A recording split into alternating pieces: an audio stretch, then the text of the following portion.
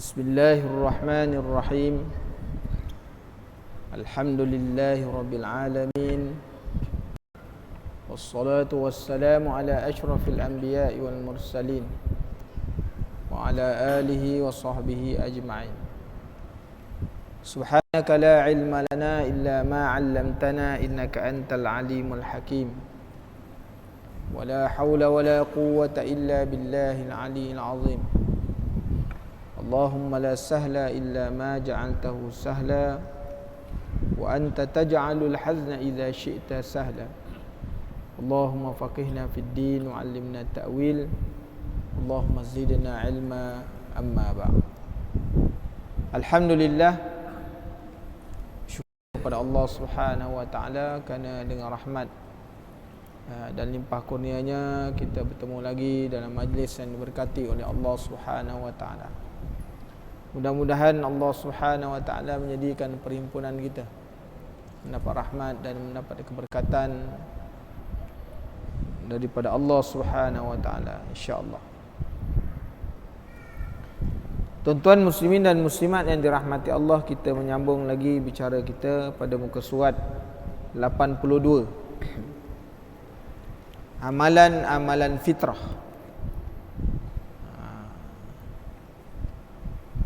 Atau Rasulullah sallallahu alaihi wasallam menyebutkan tanda-tanda fitrah. Tanda-tanda fitrah ada 5. Maka disebut di dalam kitab ni, mungkin ada salah satu. Qala musannifu rahimahullahu ta'ala wa nafa'ana Allah bi'ulumihi fi daraini. Di dalam amalan-amalan fitrah, fitrah ni ialah maknanya kesucian. Kullu mauludin yuladu ala batnihi fitrah. Setiap anak yang lahir daripada perut ibunya, disebut situ fitrah. Fitrah ni apa maksudnya? Bersih.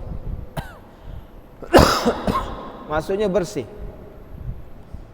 Jadi termasuk dalam amalan-amalan fitrah ataupun tanda-tanda kebersihan bagi seseorang. Apa dia? Yang pertama, bersiwak dalam setiap keadaan. Lebih-lebih lagi dianjurkan ketika hendak berwuduk dan solat walaupun sunat, ketika hendak berihram, membaca Al-Quran dan hadis, berzikir, ketika gigi menjadi kuning, masuk ke dalam rumah, bangun daripada tidur dan ketika hendak tidur, dan ketika bau mulut berubah.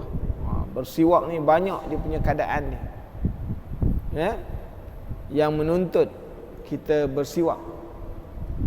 Jadi terhasil siwak ni ialah dengan sesuatu yang kesat. Sesuatu yang kesat, yang kita gunakan kesat lah. Dia boleh menghilangkan. Ataupun maksud siwak ni dia lebih kepada menggunakan sebatang kayu yang disebut dengan nama kayu arak atau kayu siwak. Itu dia lebih tepat lah. Dia punya penggunaan. Mana bersiwak ni tuan-tuan dituntut. Kalau hari ni orang-orang moden kata jagalah gigi, Islam suruh jaga gigi ni 1400 tahun dulu. Bukan waktu lepas tidur je. Setiap keadaan Islam suruh. Maknanya Islam ni amalannya lagi hebat. Tak? Sebab tu bila Allah Ta'ala sebut ya ayyuhallazina amanu la tadkhul fis-silmi kafah. Nah, wahai orang-orang beriman, ya ayyuhallazina amanu la tadkhulu fis-silmi kafah. Kalau kamu masuk dalam Islam ni, jangan masuk jenis separuh-separuh. Jangan ni ambil, yang ni tinggal, yang ni tinggal, yang ni tinggal. Yang pada suka-suka, yang kita suka, kita ambil, lain kita tinggalkan. Islam tuan-tuan muslimin dan muslimat yang dirahmati Allah, yang menjaga keselamatan, diambil daripada salama yusallimu taslim. Islam ni adalah agama yang sejahtera. Jadi tengok Kalau hari ni orang-orang barat mencanaikan bahawa gosok gigi ni bangun pagi, lepas makan. Islam lebih daripada itu. Islam suruh jaga gigi. Sampai mulut berbau pun suruh gosok gigi. Hari ni mana orang nak bawa beruk gigi berjalan, letak kat depan beruk gigi tak? Ada? Tak ada. Tak ada tuan-tuan. Kan? Tapi kalau kita bawa kayu siwak tu, dia tak jadi masalah. Dia tidak mencacatkan. Jadi tuan-tuan muslimin dan muslimat yang dirahmati Allah. Yang keduanya, tanda fitrah atau tanda bersih ni, memakai minyak wangi sekali-sekala. Bila kita nak pakai minyak wangi ni? Bila nak mendirikan solat. Bila kita nak baca Quran. Bila kita masuk dalam satu perhimpunan majlis. Ni minyak wangi disuruh pakai. Iaitu orang lelaki lah, orang lelaki.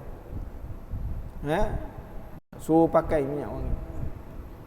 Dan apabila berubah bau, pernah bau badan berubah, suruh pakai. Jadi tuan-tuan muslimin dan muslimat yang dirahmati Allah, dan itu sebagai sunnah. Terutama suruh pakai minyak wangi ni bila? Iaitu pada hari Jumaat.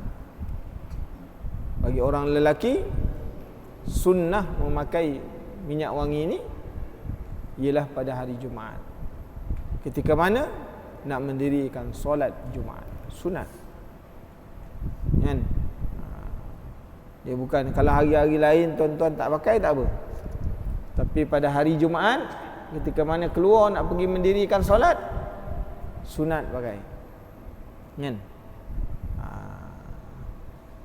Yang ketiganya, menggunakan celak mata dengan bilangan ganjil, iaitu 3 kali pada mata kanan dan 3 kali pada mata kiri. Ini menggunakan celak mata ni kerana dia merupakan juga satu sunnah. Rasulullah bercelak. Kan? Rasulullah bercelak. Ni bercelak ni mungkin sesuatu perkara yang agak jarang lah dilakukan oleh kita kan. Tapi kalau bersiwak, kalau pikat minyak wangi, ni mungkin. Tapi ni bercelak ni jarang berlaku lah. Ada tapi tak ramai orang boleh buat. Kan? Itu tanda fitrah juga, tanda bersih. Yang keempatnya, memotong misai dan memotong kuku. Ini termasuk tanda fitrah. Terutamanya apa? Pada hari Jumaat sebelum daripada menunaikan solat fardu Jumaat. Itu tanda fitrah, tanda bersih. Mana orang yang tak nak potong kuku, yang dibiarkan kuku dia, tapi bersih, dijaga, dia tidak termasuk dalam keadaan, dia disebut sebagai orang yang fitrah walaupun kuku dia bersih. Sebab Rasulullah sallallahu alaihi wasallam menyuruh kita memotong kuku setiap di antara sunnah-sunnah sebelum pergi Jumaat, memotong kuku. Maknanya setiap minggu, ataupun tidak boleh dilakukan kepada setiap minggu pada hari Jumaat, maka jangan melebihi daripada tempoh 40 hari. Jangan melebihi daripada tempoh 40 hari. Ini dibiarkan semata je. Kan? Kita ingat dia kenapa panjang sebelah, rupanya nak congkir gigi punya. Dia congkir gigi. Ya tak? Dia guna untuk congkir gigi. Jadi tuan-tuan, tanda fitrah kena ada. Dia potong semua, tinggalkan satu, panjang seekor je. Seekor je panjang. Tu tak ada tanda fitrah. Kan? Sebab Rasulullah sallallahu alaihi wasallam tidak mengajarkan yang demikian.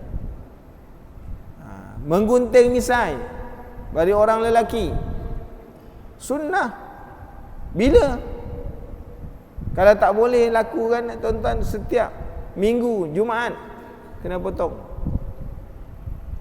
Jangan sampai melebihi daripada bibir dia.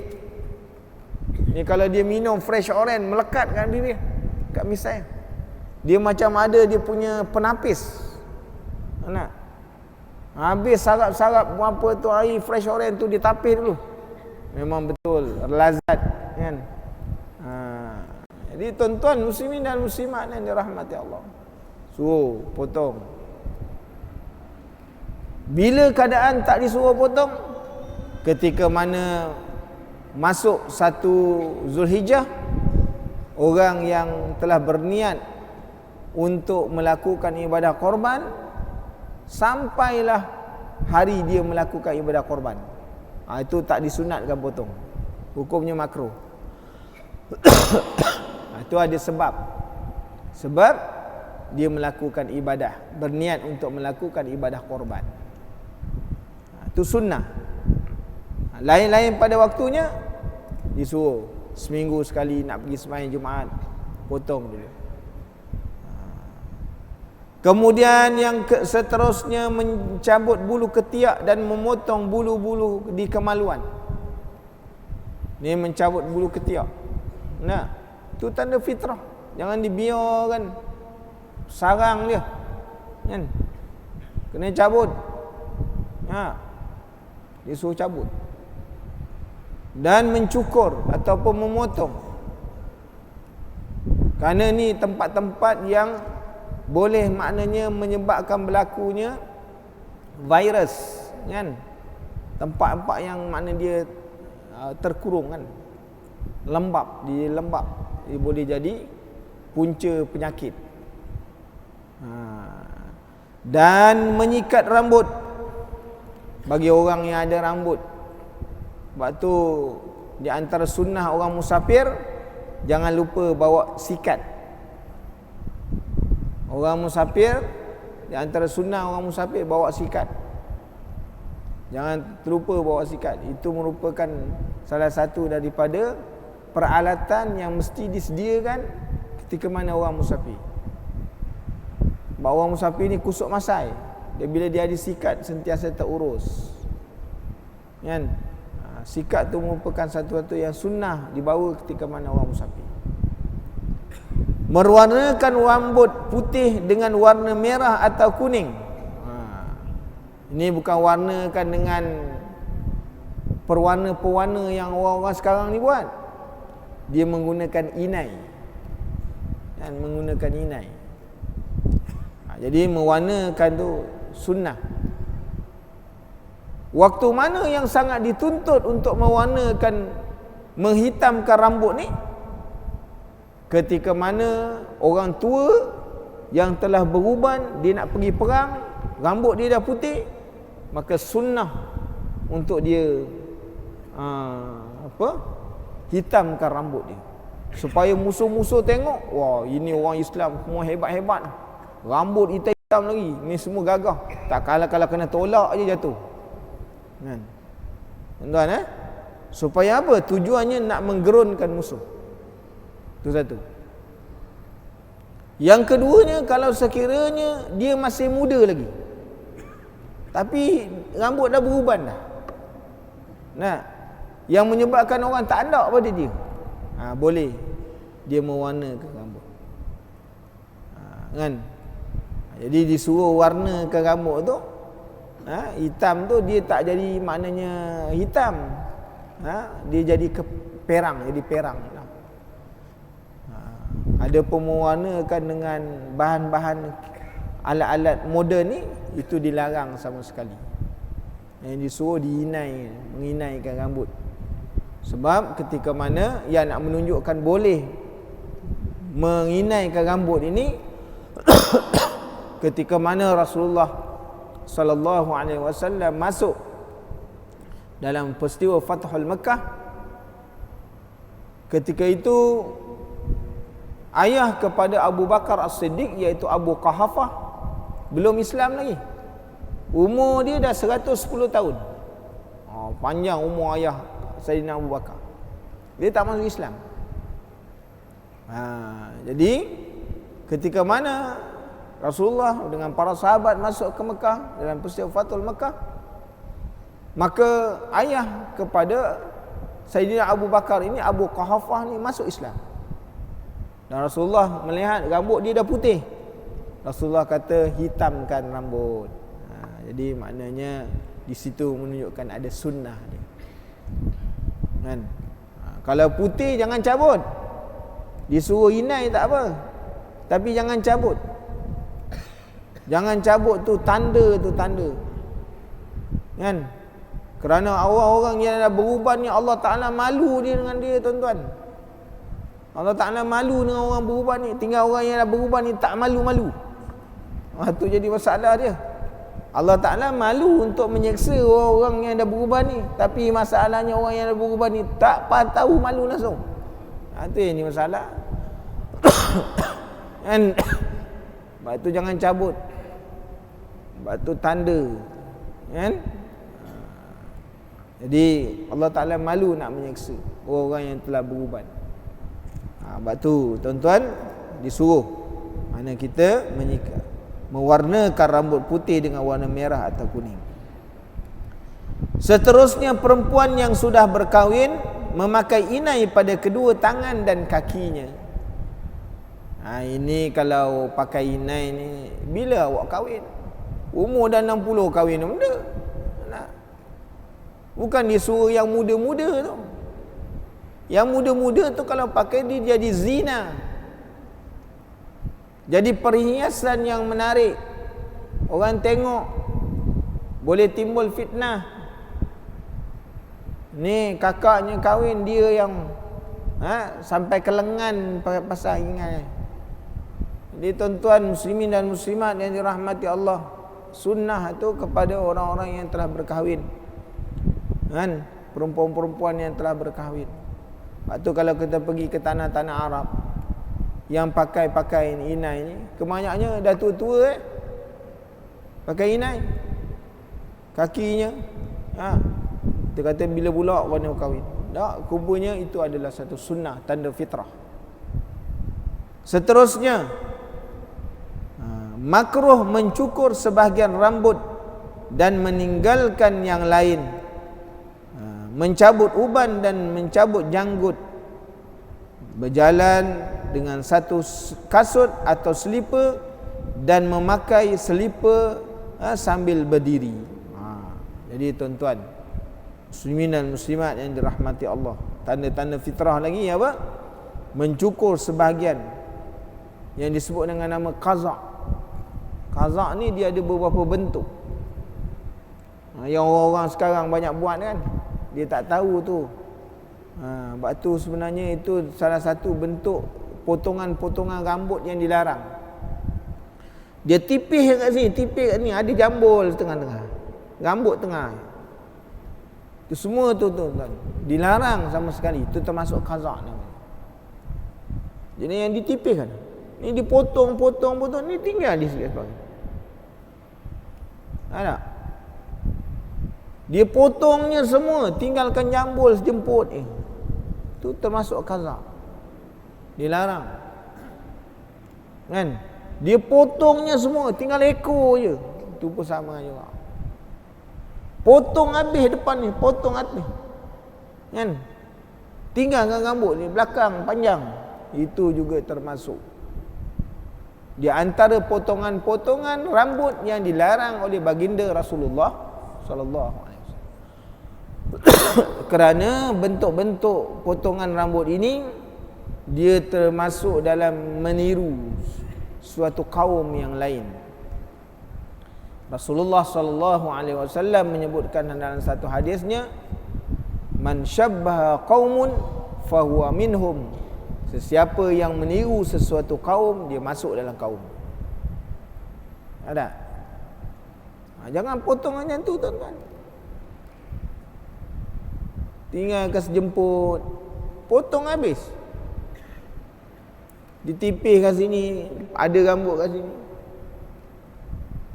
Kita ni main pakai buat je.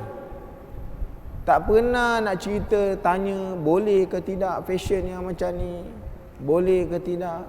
Nah, kita tak pernah nak tanya. Ini jadi masalah kita tuan-tuan. Kita tengok mana potongan pelakon buat potongan rambut, itu yang kita ikut. meniru yang tidak ada asas dia. Jadi itu yang kita kena faham, perlu pada ilmu. Kan? Kita perlu kepada ilmu. Meninggalkan mana dan mencabut uban dan mencabut janggut pun sama juga. Kita sebut tadi.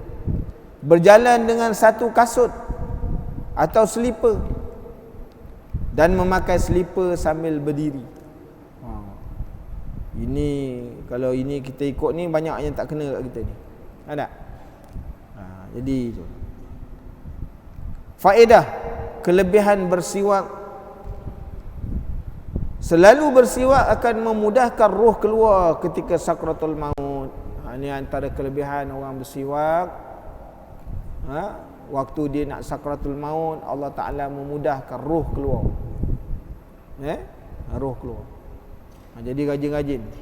Nak masuk waktu semayang je bersiwak. Kalau duduk kat rumah nak ambil air semayang ke masjid, siwak dulu. Gosok gigi dulu. Nanti asar pun gosok lagi. Maghrib pun sama, isyak pun sama, kan?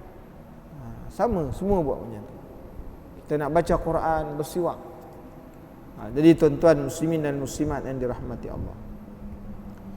Faedah keadaan minyak wangi.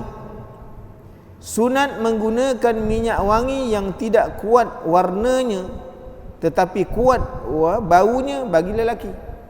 Orang lelaki kalau nak pakai minyak wangi, jangan ada minyak wangi yang meninggalkan tanda.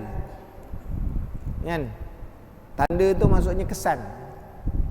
Orang lelaki disuruh pakai minyak wangi yang dia punya baunya kuat. Baunya kuat. Kan?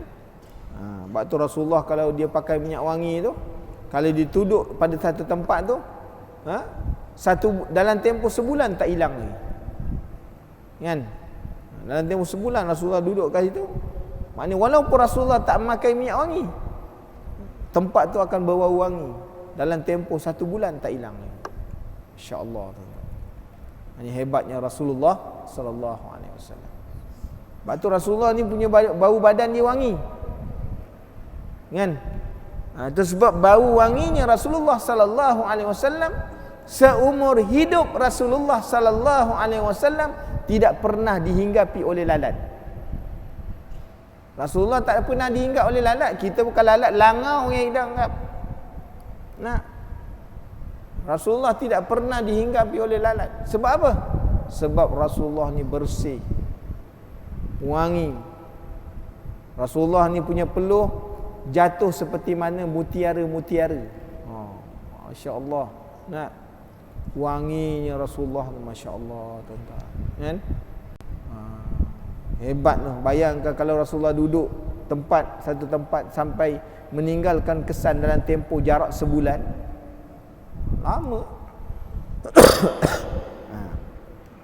Dan bagi perempuan pula sunat yang kuat warna tetapi tidak kuat baunya. Kita pula terbalik pula. Kan? Orang perempuan kalau pakai minyak wangi, baunya bukan kuat lagi. Kan? Kalau dia lalu kat kampung tu, kan? Pokok-pokok tu maknanya boleh, semuanya boleh layu. Kan? Dia gitu. Jadi sebenarnya orang perempuan yang warnanya dia ada kesan tapi baunya kurang.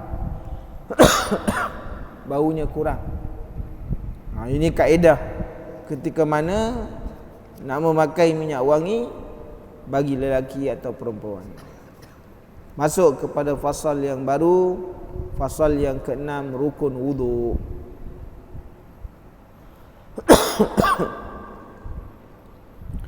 Maka disebutkan fasal ini adalah tajuk yang paling awal dalam bab bersuci. Yang 4 iaitu wudu, ghusl, tayammum dan menghilangkan najis. Jadi 4 dalam bab maknanya bersuci, bab taharah, ada 4 perkara yang dibincangkan. Wudu, ghusl, membasuhan, tayammum dan menghilangkan najis. Jadi tajuk wuduk selalu didahulukan daripada 3 yang lain kerana dia yang paling banyak perbincangannya bab wuduk ni. Maka bilakah wuduk difardukan? Nanti kita bila masuk bab mengambil wuduk ni, kita nak kena tunjuk macam mana cara mengambil wuduk mengikut sunnah Rasulullah sallallahu alaihi wasallam supaya kita faham. Sebab cerita mengambil wuduk tak betul ni bukan baru. Zaman Rasulullah sallallahu alaihi wasallam lagi dah ada cerita orang ambil wuduk tak betul.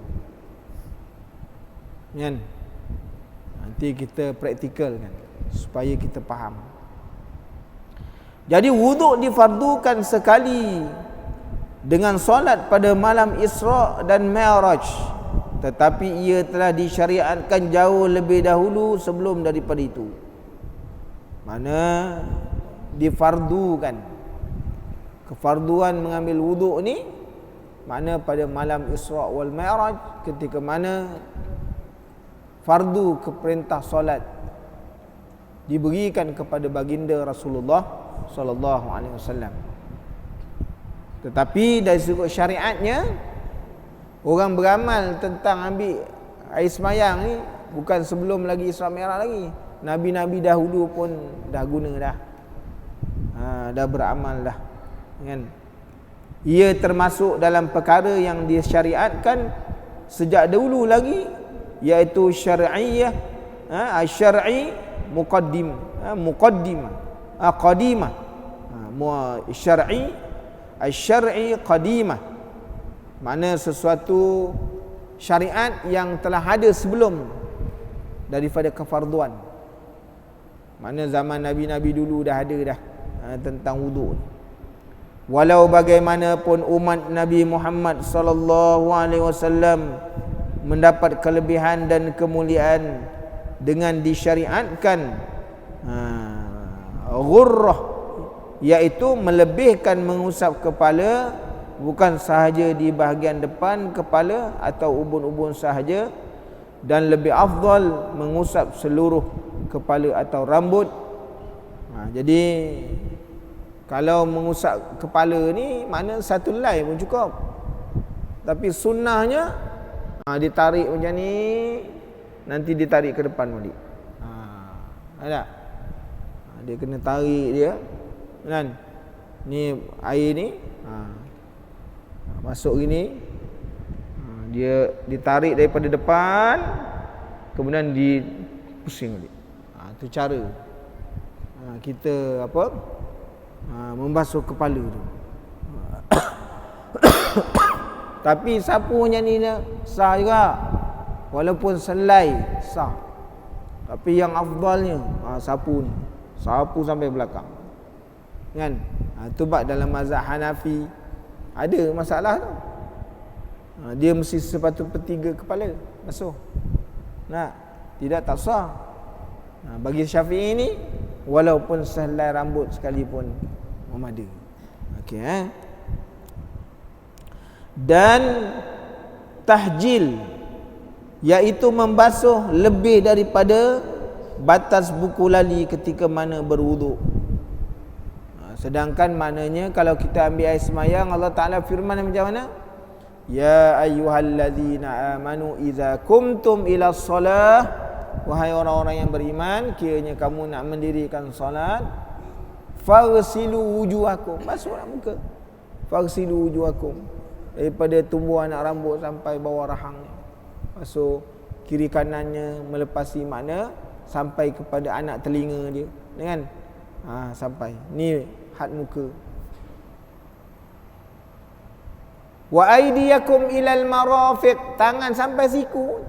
Kalau ikut pada uslub ayatnya, tangan sampai siku, tangan sampai siku, cukuplah, kan? Tapi afdalnya dilebihkan lebih.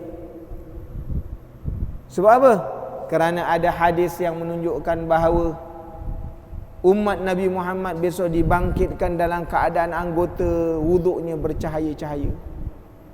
Maka Rasulullah kata, lebihkanlah basuhannya. Jangan sampai kat siku je. Besok bangkit lagi jauh dia basuh, maka lagi cahaya tu ada. Kan? Jangan setakat siku je. Walaupun ayat tu kata mana aidiyakum ilal marafiq, sampai siku. Tapi afdal basuh lebih, supaya besok bangkit tangan bercahaya sampai ke bahu tangan. Cahaya dia. Ya tak? Jadi itu tuan-tuan muslimin dan muslimat yang dirahmati Allah. Kemudian apa? Wamsahu biru'usikum. Sapu ya. Sapu di situ dia tak menuntut kepada berapa sampai kat mana. Sapu. Nanti diterang dalam hadis, sapunya sepertiga kepala. Tengok itu dalam hadis. Sekali ayat Quran kata wamsahu biru'usikum, sapulah kepala. Jadi sapu kepala ni umum. Kena sikit ke, kena banyak ke, hukum je sah. Kan? Wa aydiyakum ilal marafiq, kaki sampai buku lali, cukup. Selesai. Tapi kalau nak afdal, naikkan atas lagi. Kerana besok bila bangkit di depan Allah Ta'ala, maka dia bercahaya. Kaki ni bercahaya. Lagi tinggi dibasuh, maka bercahaya dia. Jadi tuan-tuan muslimin dan muslimat yang dirahmati Allah, dua hukum berwuduk. Berwuduk ada dua hukum. Pertama, wajib atau fardu. Mana hukum yang pertama, wuduk ni wajib atau fardu.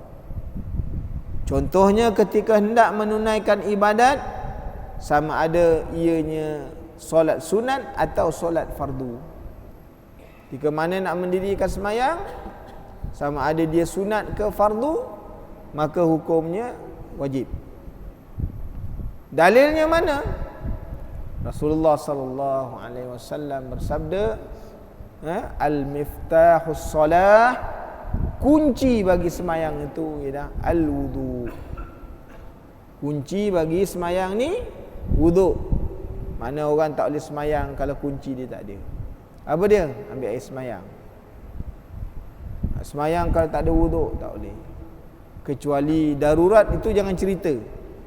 Ni pada hukum asasnya. Pada hukum umumnya, orang yang nak mendirikan solat fardu, solat sunat, maka wudu adalah satu keutamaan atau kewajipan. Yang cerita darurat ni jangan cerita. Bila darurat ni, al-daruratu tajlibu taisir, itu tak apa. Bila masalah darurat ni semua diringankan, itu tak kira. Kemudian tawaf.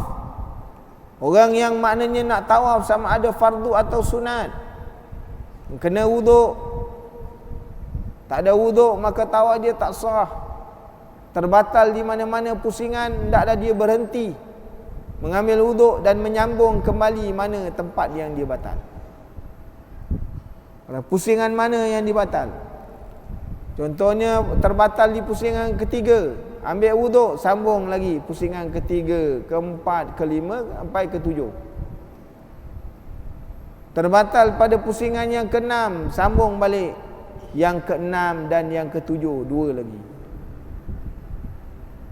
Jadi kena menyentuh Al-Quran kecuali darurat. Nak menyelamatkan Al-Quran dari terbakar, dari dihina, itu lain. Tapi pada umumnya, mana-mana orang yang nak sentuh Quran, dia mesti ada wuduk. La yamassuhu illal mutahharun. Walaupun ada tafsiran yang mengatakan la yamassuhu itu dia para malaikat. Tapi kita ambil dia umum. Kan? Orang nak sentuh Quran mesti berwuduk, kecuali dengan sebab-sebab yang tertentu, yang kita kata sebut darurah tadi. Tu tak apa. Kan? Kerana nak menyelamatkan. Dan hukum berwuduk yang kedua ni sunat. Bila dia jadi sunat? Contohnya ketika hendak membaca Quran. Macam mana pula nak baca Quran? Membaca Quran tanpa menyentuh. Kan? Mana orang boleh baca Quran Kalau dia tak berwuduk pun dia boleh baca Quran. Sebab dia tidak menyentuh mushaf. Tapi ketika mana dia nak baca Quran, walaupun dia tak menyentuh, hukumnya adalah sunat untuk dia ambil wuduk. Kan? Hukumnya sunat.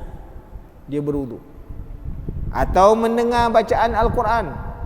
Bayang tuan-tuan, mana ada satu perbuatan yang kita nak dengar pun kena sunat ambil wuduk. Dengar lagu ada sunat ambil wuduk. Tak kena. Tuan-tuan, inilah hebatnya Quran. Kan? Allah Ta'ala tinggikan. Kertas yang tak ada apa-apa nilai, bila tercatat dalamnya ayat Qurannya, dia terus bernilai. Terus bernilai kertas. Terus jadi suci. Asalnya kalau dia kertas saja, dia tak jadi suci. Nak dipijak, nak dibaling, nak buat apa semua boleh. Tapi bila dicatat aja di dalamnya ayat Quran, kertas yang tak ada nilai tadi, dia jadi suci. Dia jadi mulia. Tak boleh letak siapa-siapa, kena letak atas. Inilah dia Quran, tuan-tuan. Muslimin dan muslimat. Sebab tu kita ketika mana baca Yasin hari Jumaat, malam Jumaat baca Yasin, dah baca Yasin, Yasin semua letak dekat atas lantai. Sama dengan taraf kaki kita. Patut ke tuan-tuan? Tak patutlah. Sebab surah Yasin tu kan ayat Quran. Orang letak kat lantai. Kan? Ini jadi masalah. Yang perlu diubah. Eloknya dah lepas mayat, dah lepas baca Yasin, bawakan satu bakul supaya bakul diletakkan dalam bakul tadi. Kan? Bukan mahal sangat bakul tu. Kan? Beli benda lain boleh. Duit masjid banyak-banyak buat apa? Kan? Belilah. Kerana nak memuliakan Al-Quran. Kan? Nak muliakan Quran, letak pada tempat yang tinggi. Kemudian membaca dan mendengar hadis, sunat untuk kita berwuduk. Membaca kitab tafsir, hadis, fiqh, tasawuf, termasuk untuk melaungkan azan, sunat juga berwuduk. I'tikaf di dalam masjid, wukuf di Arafah, sa'i, ziarah makam Rasulullah sallallahu alaihi wasallam ketika hendak tidur, sunat. Nak tidur pun sunat, ambil wuduk. Mengusung jenazah dan lain-lain, disunatkan sentiasa berada dalam keadaan berwuduk dan memperbaharui wuduk. Jadi itu sebabnya dia ada yang perbaharui wuduk ni ialah orang yang tak batal wuduk. Nama tajdidul wuduk. Ada pun orang yang berhadas, namanya mengangkat wuduk, mengangkat hadas. Itu sebabnya kalau orang dia batal ataupun dia berhadas, niatnya nawaitu rafa'al hadasil asghar. Tapi kalau dia tak batal, dia nak memperbaharui wuduk, dinamakan tajdidul wuduk, maka niatnya nawaitul wudu'a lillahi ta'ala. Dia beza. Sebab tu kalau buka dalam kitab fiqh, kitab-kitab turas, dia ada jumpa. Kenapa ada nawaitul wudu', ada nawaitul rafa'al. Nawaitul wudu' untuk orang yang memperbaharui tapi dia tak batal wudu', dia nak cuba baharui. Adapun nawaitul rafa'al hadasil asghar kerana dia berhadas, itu niat dia. Jangan main burung sama je.